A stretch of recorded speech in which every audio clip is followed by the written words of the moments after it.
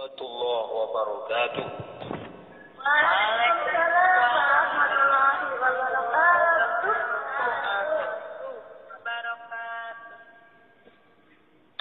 Alhamdulillah. Salatu wassalamul atammanil akmalanil adwamanil mutalazimani ala sayyidina Muhammad al-fatih lima ulika wal khatim lima sabaqa nasiril haqqi bil haqqi wal hadi ila siratikal mustaqim wa ala alihi haqqa qadrihi wa miqdarihil azim. Subhanaka la ilma lana illa ma 'allamtana innaka antal alimul hakim. Subhanaka la fahma lana illa ma fahamtana innaka antal jawwadul karim. Amma ba'du. Alhamdulillah, pagi ini kita kembali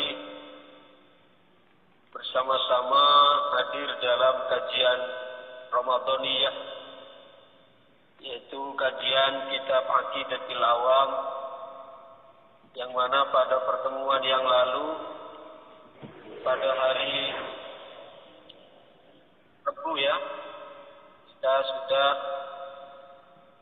membahas tentang sifat para rasul yang terdiri dari sifat wajib, sifat jaiz, sifat mustahil, atau secara urutnya sifat wajib, sifat mustahil, sifat jaiz. Yang mana telah kita sebutkan bahwa sifat wajib bagi Rasul itu ada 4: siddiq, amanah, tabligh, fatonah. Kemudian sifat mustahilnya adalah kebalikan dari itu, yaitu kalau tadi siddiq maka mustahilnya adalah kadzib. Kalau tabligh sifat wajibnya maka kebalikannya sifat mustahilnya adalah kitman. Kalau amanah sifat wajibnya maka sifat mustahilnya adalah khianah. Kalau fatonah sifat wajibnya maka sifat mustahilnya adalah balada atau bodoh. Sedangkan sifat jaiz bagi para rasul itu ada 1, yaitu a'radul basyariyah, atau para nabi, para rasul itu juga mengalami seperti yang dialami oleh manusia pada umumnya, dalam arti mereka makan, minum, tidur, sakit dan sebagainya. Sakit dalam arti sakit yang tidak mengurangi kehormatan mereka. Kemudian selanjutnya di antara sifat yang menempel pada para rasul adalah ismah atau maksum. Mereka terpelihara dari dosa. Dan kemarin disebutkan ismatuhum kasairil malaikah wajibatun wa fadlul malaikah. Jadi para nabi, para rasul itu maksum, terpelihara dari melakukan dosa seperti mana para malaikat. Jadi sebagaimana malaikat itu tidak ada yang melakukan dosa, dipelihara oleh Allah, begitu juga para rasul, para nabi juga mereka dipelihara dari melakukan dosa. Bahkan para nabi, para rasul itu mereka mengungguli para malaikat. Wa fadlul malaikat, artinya lebih tinggi lagi malaikat, lebih tinggi lagi para nabi, para rasul daripada malaikat. Ini mengandung satu makna halus, yaitu bahwa ketika orang itu betul-betul sudah bisa melampaui sifat kemanusiaannya, dalam arti sifat-sifat buruk maka dia akan lebih mengungguli malaikat. Karena kalau malaikat itu diciptakan oleh Allah hanya sebagai khadim, sebagai pembantu. Sedangkan objek yang menjadi objek dalam ibadah di muka bumi ini adalah manusia dan jin. Maka ketika manusia itu mereka melampaui atau mereka melewati sifat-sifat buruk yang ada pada dirinya, dihilangkan, maka akan lebih mengungguli dari malaikat sekalipun. Ini kemarin ismatuhum kasairil malaikah wajibatun wa fadlul malaikah. Kemudian selanjutnya di sini pada bait selanjutnya beliau Al-Imam Ahmad Marzuq, ya, Said Ahmad Marzuqi Al-Maliki Al-Makki, beliau menyebutkan para nabi, para rasul, ya, nabi dan rasul yang wajib diimani. Siapakah mereka? Inilah beliau mulai menyebutkan secara terperinci. Kata beliau selanjutnya, Adamun Idrisu Nuhun Hudumah Solihin wa Ibrahimu kullu muttaba Lutun wa Ismailu Ishakun kaza Yaqubu Yusufu wa Ayyub muhtada Syuaibun Harun wa Musa wal Yasa Dzulkifli Daud Sulaiman nittaba. Jadi di sini beliau mulai menyebutkan nama-nama para nabi dan para rasul, mulai dari siapa? Adamu. Utawi para nabi, para rasul, maksudnya yang wajib diimani, yang jumlahnya 25. Adamun, ya Nabi Adam. Idrisulan Nabi Idris, Nuhun lan Nabi Nuh, Hudun lan Nabi Hud. Itu berapa ini? Adam, Idris, Nuh, 4 ya. Ma'solihin sertane Nabi Soleh, wa Ibrahimah lan kanjeng Nabi Ibrahim, kullum muttaba, kullun utawi saben-saben para nabi, atau kullun utawi saben-saben Adam, Idris, Nuh, Hud, Soleh, Ibrahim iku muttaba kang dinut. Adam, Idris, Nuh, Hud, Soleh, Ibrahim itu semua adalah diikuti, dalam arti karena mereka adalah sebagai contoh dalam kehidupan kemanusiaan. Ya, Nabi Adam bagaimana beliau mencontohkan kepada kita sebagai umat manusia untuk apa? Untuk senantiasa rujuk kepada Allah, kembali kepada Allah. Ketika beliau diturunkan oleh Allah dari surga, beliau yang secara zahir oleh Allah melakukan kesalahan, yaitu memakan buah kulti, memberikan satu pelajaran berharga kepada kita untuk segera rujuk kepada Allah, untuk segera kembali kepada Allah. Maka beliau diajarkan satu doa oleh Allah yang menunjukkan terhadap ketulusan, kejujuran di dalam inabah atau kembali kepada Allah. Dalam untayan doanya apa? Rabbana zalamna anfusana wa illam taghfir lana wa tarhamna lanakunanna minal khasirin. Rabbana zalamna, ya Allah, hamba telah menganiaya diri hamba sendiri. Anfusana wa illam taghfir lana, dan jika engkau tidak mengampuni kami, dan jika engkau tidak berkenan mengampuni kami, wa tarhamna, dan tidak berkenan untuk mengasihi kami, lanakunanna, maka niscaya kami termasuk minal khasirin, dari golongannya orang-orang yang merugi. Ini beliau muttawa, ya, diikuti dalam arti menjadi uswah dalam sikap beliau. Selanjutnya Idris juga beliau termasuk Nabi Rasul yang wajib kita imani. Nabi Idris ini termasuk Nabi yang unik, di mana beliau ketika dulu beliau itu teman beliau, selalu yang menjadi akrab-akrabnya beliau itu adalah malaikat Israil. Teman akrabnya malaikat siapa? Nabi Idris itu adalah malaikat Israil. Jadi ibaratnya teman ngopinya lah. Tapi bukan berarti malaikat ngopi loh, bukan ya. Ini pinjam istilah saja. Teman-teman akrabnya gitu ya. Di antara yang akrab duduk bersama dengan siapa? Nabi Idris, teman akrabnya selalu sehari-hari adalah malaikat Israil, malaikat mencabut nyawa itu. Saya yakin insyaallah jemaah Iwabi tidak ada yang berani ya kalau untuk berteman dengan malaikat Israil. Tapi Idris biasa. Ya, beliau selalu bersama malaikat Israil, teman ngobrolnya, selalu menyertai. Nah, suatu ketika malaikat Israil datang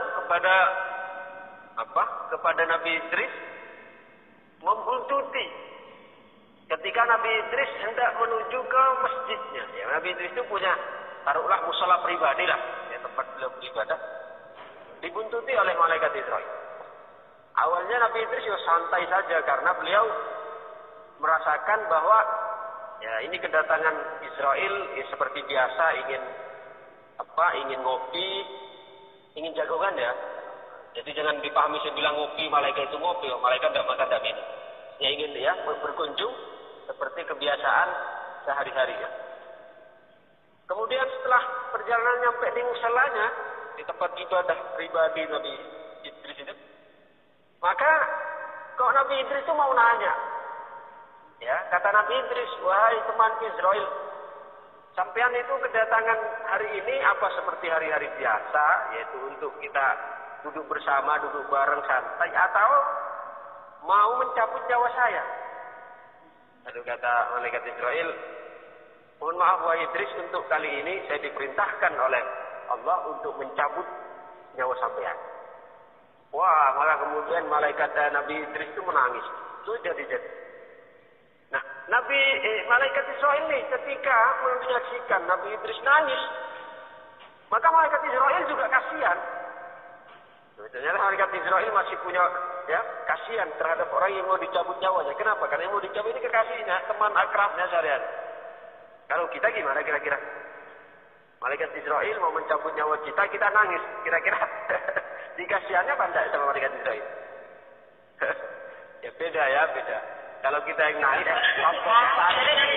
dicabut lah. Jawabannya mungkin memang dipikirin.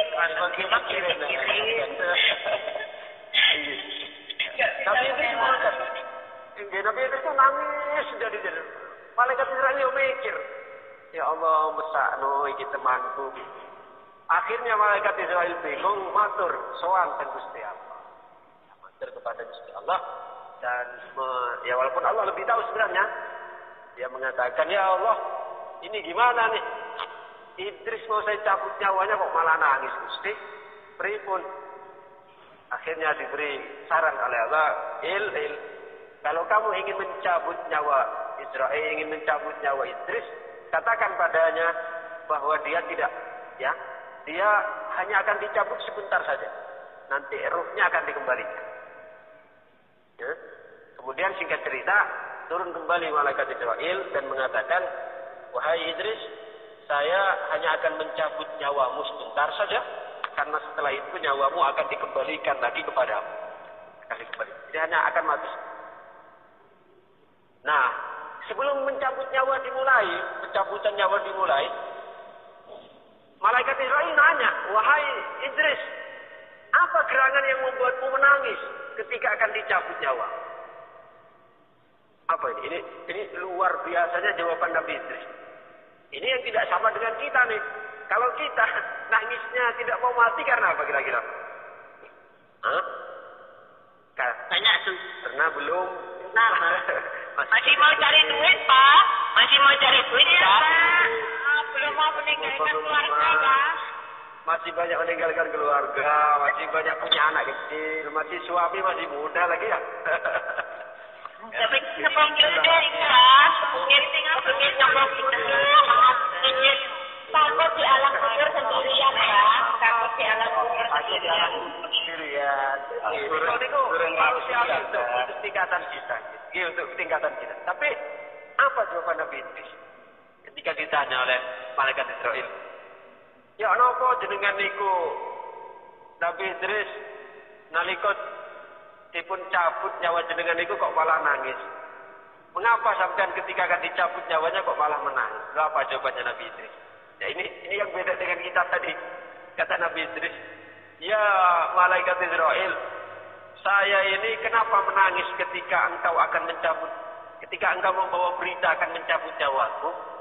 Karena saya khawatir nanti ketika saya sudah mati, bukan khawatir di alam kubur enggak, tapi saya sudah tidak bisa lagi untuk menyebut Allah, untuk zikir kepada Allah.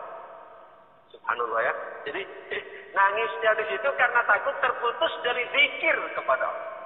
Takut terputus ya hidupnya dari ingat kepada Allah. Ya karena ketika kita di alam dunia kan masih bisa melakukan ibadah, ya melakukan kebaikan-kebaikan. Tapi ketika di alam barzah kan sudah tidak bisa kan, sudah istirahat. Ya memang tidak menutup kemungkinan ada ruh orang-orang soleh yang ketika sampai di alam kuburnya masih tetap ibadah. Tapi ibadahnya bukan lagi ibadah yang mendatangkan yang menjadi hukum taklif seperti di dunia. Tapi ibadahnya adalah ibadah tasrif namanya. Yang menjadi penyebab mendapatkan semakin kemuliaan di sisi Allah Subhanahu wa taala. Seperti contoh ketika Kanjeng Nabi Isra Mi'raj, ada sebuah hadis yang disebutkan oleh Kanjeng Nabi bahwa ketika beliau Isra, beliau melintasi kuburan Nabi Musa. Apa kata Kanjeng Nabi? Ra'aitu Musa yusolli fi qabrihi fit darbil ahmar. Jadi kata Kanjeng Nabi, aku ketika melewati kuburan Musa melihat Musa sholat di dalam kuburnya. Nabi Musa sholat dalam kuburnya. Itu apa maksudnya? Padahal kan bukankah ketika orang sudah mati ingkoto amalu, bukan? Kan ada hadis itu yang masyhur, coy. Idza mata ibnu Adam ingkoto amalu illa min salatin. Ketika orang itu mati maka terputus amalnya kecuali 3, sedekah jariyah, itu manfaat atau anak soleh yang mau mendoakan. Nah, yang dimaksud terputus amal itu apa? Maksudnya dia tidak bisa melakukan lagi ketika hidupnya melakukan sholat, sekarang nggak bisa ketika mati. Ketika sekarang sedekah, ketika sudah mati udah tidak bisa, ya. Kecuali bisa nyambung dengan 3 amal tadi, sedekah jariyah, ilmu manfaat atau anak soleh mendoakan. Sedangkan Nabi Musa tadi yang disebutkan oleh Kanjeng Nabi sholat di kuburnya, ini sholat di situ bukan sholat seperti yang di dunia ini, gitu loh. Jadi yang dimaksud terputus amalnya, ya ketika orang mati itu artinya sudah tidak ada hukum taklif lagi untuk melakukan sholat yang wajib atau sholat yang dilakukan oleh fisik dan ruh. Ketika dalam kubur ya hanya ruhnya, dan itu bukan berarti sholat yang lantas menggugurkan kewajiban, bukan. Tapi sholatnya, kalaupun ada mereka orang-orang soleh atau para nabi yang sholat di alam kuburnya, itu adalah sholat ziyadatul tasrif, sholat dalam penambahan kemuliaan di sisi Allah. Ya, jadi tapi bukan lagi sholatnya yang tersusun dari jasad dan ruh, bukan. Ya, ini maksudnya. Nah, sama seperti ada kisah juga, ada orang mati ketika meninggal dia sampai ayat kan pernah diceritakan dulu ya kalau tidak salah, sampai ayat inni idzal lafi dhalalin mubin, ya kan?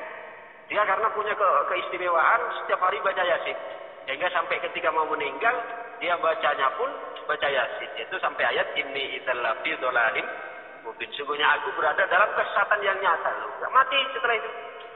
Nah, kemudian teman-temannya yang juga orang-orang soleh muskil itu merasa heran, ini kok bisa nih dia orang yang istiqomah baca Yasin kok malah yang terakhir terbaca keluar dari bibirnya itu adalah inni idzal lafi dhalalin mubin. Ya, memang kan tetap baca Yasin, tapi kan isyarat ayatnya itu kan seolah-olah dia mati dalam keadaan su'ul khotimah, karena ayat ini idzal lafi dhalalin mubin yang mengiringi pergi jarum itu kalau diterjemahkan sungguhnya aku berada dalam kesesatan yang nyata. Jadi seolah-olah menunjukkan bahwa dia mati dalam keadaan tidak ghaib. Lalu ketika dia dikuburkan malamnya itu teman-temannya yang orang-orang saleh mimpi, lalu ditanya, wahai sahabatku, mengapa kamu kenapa kamu ketika mati yang mengiringi lepasnya ruhmu itu adalah ayat inni idzal lafi dhalalin mubin, sungguhnya aku berada dalam kesesatan yang nyata. Padahal engkau kan orang baik, engkau kan orang soleh. Lalu apa kata beliau? Ayat yang aku baca inni idzal lafi dhalalin mubin itu belum selesai. Karena ayat selanjutnya, lanjutannya ayat itu aku baca pada saat malaikat mungkar dan nakir datang kepadaku bertanya marrabbuka, maka aku jawab dengan lanjutannya ayat. Apa lanjutannya ayat? Lanjutannya ayat ini idzal lafi dhalalin mubin apa? Ini amantum berarti dikubur masih ngaji kan? Jadi pada saat ditanya oleh malaikat mungkar dan nakir marrabbuka, siapa Tuhanmu? Dia bukan menjawab dengan Allahu Rabbi, ya dengan jawaban Allahu Rabbi, tapi dia menjawab dengan jawaban Quran, yaitu lanjutannya ayat yang tadi terputus ketika nyawa sudah terpotong, ya ini adalah fitrul mubin. Akhirnya lanjutannya ayat itu dijadikan sebagai jawaban kepada malaikat Mungkar Nakir ketika ditanya, "Marabbuka?" Dia dijawab, "Inni amantu bi rabbikum fasma'un." Aku beriman kepada Tuhanmu, ya. Bi rabbikum, dengan Tuhanmu, fasma'un, maka dengarkanlah. Lalu dijawab oleh yang malaikat itu, apa dijawab? Qila dkhulil jannah. Ya, maka masuklah kamu ke dalam surga. Loh, coba, di dalam kubur masih saling baca Quran dengan para malaikat. Itu artinya apa? Mereka orang-orang tertentu juga di alam barzakh masih ada yang sholat, ada yang ngaji, ruhnya loh ya. Tapi sholat ngajinya di situ bukan sholat yang membawa hukum taklif lagi. Nah, itu malaikat siapa tadi? Nabi Idris. Ketika ditanya, "Kenapa engkau menangis ketika mau dicabut nyawamu?" Dia mengatakan, "Karena saya khawatir terputus dari zikir." Maksudnya zikir yang tersusun, zikir hubungan atau gabungan antara jasad dan ruh. Kalau di kubur walaupun sudah ada zikir seperti tadi kita yang saya sampaikan atau misalnya Nabi Musa tadi, itu bukan lagi kolaborasi zikir antara jasad dan ruh, tapi hanya ruh saja. Nah, oleh karena itu ketika Nabi Idris tadi ditanyakan, aku khawatir aku terputus dari zikir. Singkat cerita, dicabut. Dicabut. Setelah dicabut, sesuai dengan janji Allah tadi, beliau dikembalikan. Ruhnya itu dikembalikan. Hanya mati beberapa waktu saja. Dikembalikan. Lalu kemudian setelah hidup, dikembalikan lagi nyawanya, ruhnya. Maka beliau diajak untuk jalan-jalan. Ya, diajak untuk jalan-jalan. Pertama diajak untuk jalan-jalan ke neraka, ya, jalan-jalan, jalan-jalan berpiknik atau berlibur, kunjungan kerja, ya, kunjungan kerja ke neraka. Dia menyaksikan azab-azab di neraka. Kemudian beliau menyaksikan bagaimana dahsyatnya azab-azab yang ada di dalam neraka, jalan-jalan di neraka. Setelah itu melanjutkan perjalanan ke surga. Nah, melanjutkan perjalanan ke surga. Nah, ketika di surga itu diberi waktu sama malaikat Israel. Kata malaikat Israel, "Idris, kamu masuk sana ke surga, saya tunggu di pintu surga ya. Nanti waktunya jangan lama-lama. Ketika sudah habis waktunya, kamu segera kembali, segera keluar, saya tunggu di pintu surga." Nah, malaikat Israel ini nunggu di pintu surga. Malaikat Nabi Idris masuk ke surga. Ketika di dalam surga, ternyata Nabi Idris ini asyik, ya, keasikan di dalam surga. Lalu kemudian malaikat Israel yang nunggu di kelaman, mana Idris nih? Waktunya sudah habis nih, kok belum keluar dia? Kemudian dipanggil, ya, dicari oleh malaikat Israel, dicari, dan ketika ketemu dikatakan, "Idris, ini waktunya udah habis nih, ayo kita pulang." Ternyata apa? Nabi Idris itu tidak mau. Tidak mau untuk keluar, itu tidak mau. Lalu kemudian malaikat Israel bingung lagi, apa ini, ya apa? Ya apa nih Gusti? Tadi sebelumnya mau dicabut nyawanya malah nangis. Ya. Kemudian sekarang kok diajak jalan-jalan ke surga kok malah tidak mau keluar lagi. Akhirnya apa? Lalu akhirnya kata Allah, "Hai Israel, sebelum itu dia menyatakan, kata malaikat siapa? Nabi Idris, "Wahai Israel, aku tidak mau kembali ke dunia lagi. Kan aku sudah mengalami perjalanan hidup dari dunia ini. Aku sudah pernah mati kan tadi. Walaupun hanya sebentar. Aku mati sudah. Kemudian aku ke neraka juga sudah. Kunjungan kan tadi. Sekarang aku sudah di surga. Sudah, aku tidak mau keluar lagi." Nah, singkat cerita, setelah itu kemudian Allah menyampaikan sudah, "Wahai Israel, biarkanlah Idris itu dia di sana." Dan oleh Allah malaikat Israel dibiarkan, disuruh kembali, sedangkan Nabi Idris itu dibiarkan, dan beliau diantaranya diberi tugas oleh Allah untuk menjahit pakaian-pakaian surga orang-orang ahli surga besok. Wah, jadi malaikat Idris itu punya tugas ya. Kan memang beliau tukang jahit sebenarnya kan beliau. Jahit. Maka diberi tugas oleh Allah untuk menjahit pakaian ahli surga. Itu kisahnya Nabi.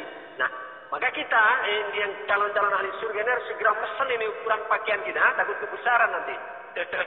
Ukuran L atau M atau XL. Kalau kita misalnya orangnya gemuk, kalau tidak pesen kan takut kebesaran nanti ya. Kalau katanya ukurannya sama, Bang. Gak ada yang kecil, gak ada yang besar. Iya. Kalau ahli surga itu kan orang-orang standar semua. Standar semua. Umurnya juga standar semua. Umur 30-an. Ya. Demikian juga fisiknya. Nah, saya cuma guyon saja tadi. Iya. Baik, itu sekilas tentang kisah Nabi Idris tadi. Ya. Kilas tentang kisah dari Nabi Idris. Oh, kita lanjutkan. Nabi Idris Nuhun. Nabi Nuh. Nabi Nuh juga termasuk dalam ulul azmi, termasuk di samping ulul azmi beliau masuk dalam 25 nabi rasul yang wajib kita imani. Jadi Nabi Nuh itu beliau nabi terpanjang usianya, nabi terpanjang masanya digunakan untuk berdakwah. 950 tahun umurnya, 850 tahun digunakan berdakwah. Coba 850 tahun berapa generasi?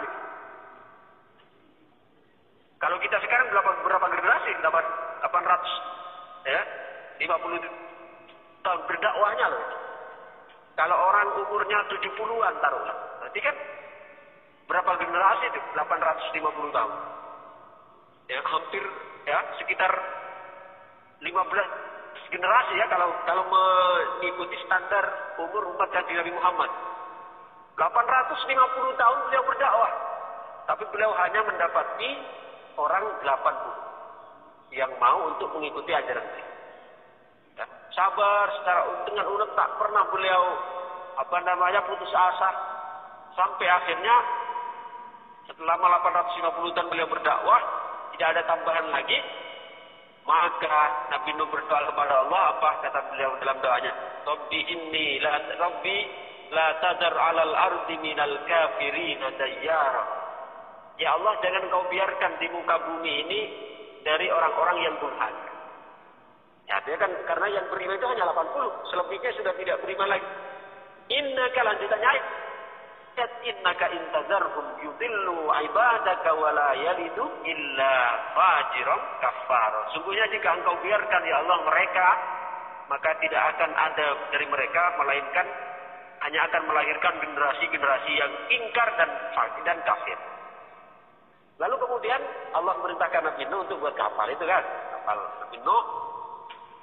Tambah dicaci maki oleh kaumnya. Wahai Nuh, kamu sudah lelah menjadi nabi, menjadi rasul yang berdakwah. Kok sekarang malah jadi tukang ya? Kok sekarang malah jadi tukang kayu, jadi tukang perahu. Lagi pula ini kan pegunungan, wahai Nuh. Kamu membuat perahu, membuat kapal kok di atas gunung. Terus nanti mau dihanyutkan di mana perahu? Apa mau ditarik dengan kuda? Jadi olok-olok Nabi Nuh. Bahkan tidak hanya itu, kalau malam hari pada saat Nabi Nuh dengan umatnya selesai bekerja di perahu itu, maka mereka orang-orang yang ingkar akan datang ke perahu Nabi Nuh dan buang kotoran di sana. Coba sampai setaraf itu ya penghinaannya. Buang kotoran dalam kapal itu. Lalu kemudian ketika siang maka Nabi Nuh dengan sabar beliau membersihkan, membuang kotoran-kotoran itu. Dan setelah selesai ya pembuatan kapal maka Allah menurunkan banjir bandang yang mendunia ya, banjir bandang sehingga pintu langit terbuka, pintu bumi terbuka ya, karena didahulukan oleh Allah wa qila ya ardu bla'i ma'aki wa ya sama'u aqli'i wa ghidul ma ya, Allah perintahkan kepada wahai langit bukalah pintumu dan keluarkan air sederas-derasnya, wahai bumi bukalah pintumu dan keluarkan air sederas-derasnya. Maka disitulah banjir yang super dahsyat sepanjang sejarah, banjir di zaman Nabi Nuh. Dan itu membinasakan semua spesies makhluk di bumi kecuali 80 orang yang sudah beriman dan binatang sepasang. Ya, sepasang itu dinaikkan ke dalam kapal untuk nanti supaya tidak punah ketika mereka kembali ke daratan ketika sudah reda banjir. Karena kalau tidak dibawa semua akan musnah semua. Maka dibawa perwakilan dari masing-masing binatang sepasang rusa, sepasang ular, sepasang harimau, sepasang. Kalau dibawa semua kan tidak muat tadi. Ya, sepasang. Tapi ketika di dalam kapal dijanji oleh Nabi Nuh, Ditanji. Karena kan semua ada di kapal, melumpuk jadi satu. Antara binatang yang buas, yang jinak jadi satu dalam kapal kan. Jadi yang harimau, yang rusa, yang kambing semua jadi satu dalam kapal. Maka disumpah oleh Nabi Nuh untuk selama ada di atas kapal jangan berbuat jangan pernah berulah yang macam-macam. Harus damai, harus hidup berdampingan. Jangan pernah hidup macam-macam. Lalu kemudian disumpah oleh Nabi Nuh, maka itulah yang kemudian dianjurkan, diabadikan oleh dalam Quran, yang dianjurkan kepada kita pada saat kita berjumpa ular atau binatang buas, disuruh baca apa? Salamun ala Nuhin fil alamin. Ya, salamun ala Nuhin fil alamin. Inna kadzalika nadzil muhsinin innahu min ibadinal mu'minin. Itu kisahnya sebenarnya. Kenapa kok mengatakan salamun ala Nuhin fil alamin? Keselamatan atas Nuh ya dalam semesta alam, karena kisahnya dulu ketika Nabi Nuh akan berlayar, maka semua binatang itu diambil sepasang-sepasang oleh Nabi Nuh, dan yang buas yang jinak jadi satu, disumpah oleh Nabi Nuh agar berdamai. Dan ketika kita berjumpa binatang buas, itu dianjurkan untuk membaca doa itu, salamun ala Nuhin fil alamin. Maka binasa semua, binasa. Sampai anak beliau pun ya, ketika beliau berdiri di haluan kapal, menjumpai anak beliau yang tinggi besar di kanan. Lalu dijumpai Nabi Nuh, dikatakan, ya seperti yang diabadikan dalam Quran apa? Beliau mengatakan,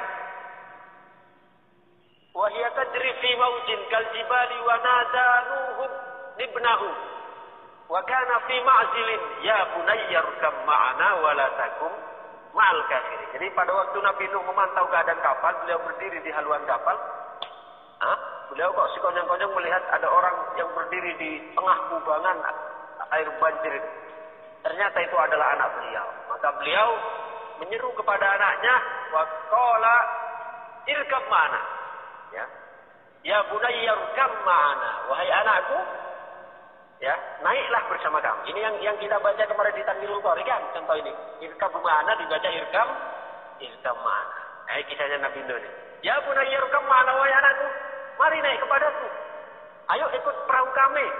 Wala takum ma'al kafirin, jangan kamu ikut orang-orang yang kafir. Artinya kalau kamu ingin selamat naik ke perahu kami, ayo beriman.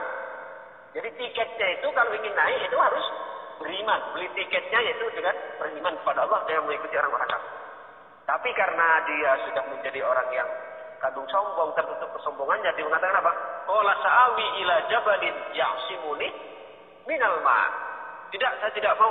Saya ingin memanjat gunung itu yang tinggi. Ya. Qala la 'asimal yaum. Kata Nabi Nuh, tidak ada yang bisa selamat dari banjir ini pada hari ini kecuali orang-orang yang dirahmati Allah, yang dikasihani Allah. Lalu kemudian wahala bainahumal mauju wa kana minal mughraqin. Ya, maka setelah itu Kan'an itu dihantam oleh gelombang, lalu dia mati. Itu adalah kisah dari Nabi Nuh yang masuk dalam ulul azmi, dan beliau juga masuk dalam nabi dan rasul yang wajib kita imani. Baik, selanjutnya Saleh wa Ibrahim kullu muttaba. Saleh juga begitu.